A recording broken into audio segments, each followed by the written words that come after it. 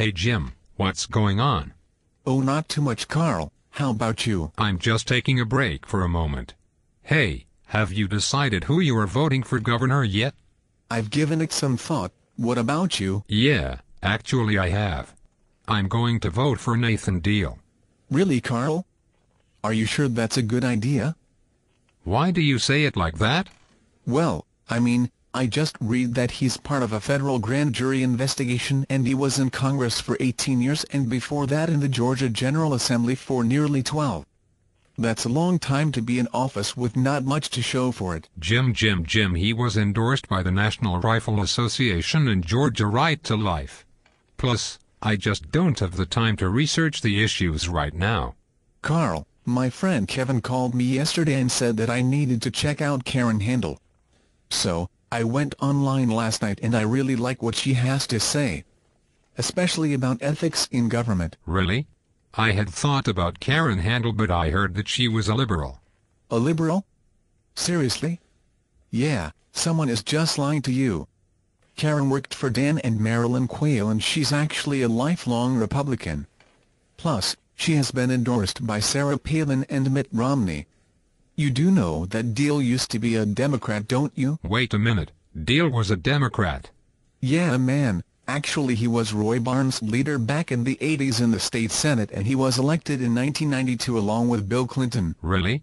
Yeah, man. But he was a conservative Democrat, right?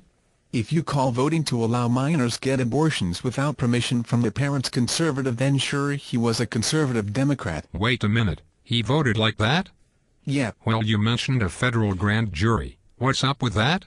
Nathan Deal voted to create a state program to inspect salvaged cars and then he went and created a business afterwards to do the inspections. I thought he was a lawyer? Well, he may be, but he became a millionaire off of the salvage car business. And what is worse is that no one knew about the program, or at least they forgot about the $1.5 million appropriated to it every year. But because we have had such horrible budget cuts, the Revenue Commissioner wanted to open the program up to competition and privatize it. That is when Congressman Deal used his congressional staff to try and preserve the program for himself. He got the lieutenant governor to help him. Wait a minute. He used his taxpayer-paid congressional staff to try and preserve a state program that he personally benefited from, and that made him a millionaire. Unfortunately, yes. Well, surely there was an investigation into this and he was cleared, right? I mean, who runs for governor with something like that in their background? Well, there was an ethics investigation, but Deal resigned from Congress before the committee could finish the investigation.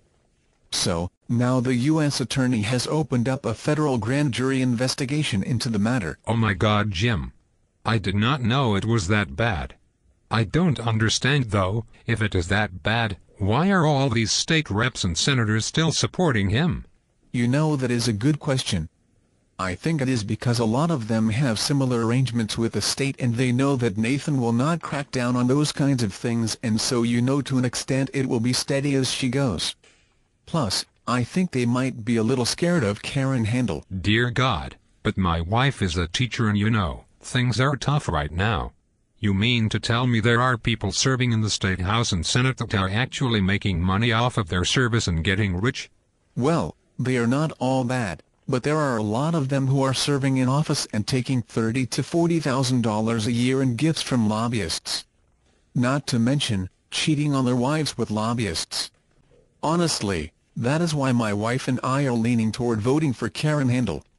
We really feel that we need a strong ethical governor who will go through the state budget with a fine-tooth comb and really do something as governor so that we can get our state priorities back on track. Man, Jim, I feel like a fool for even thinking about voting for Nathan Deal.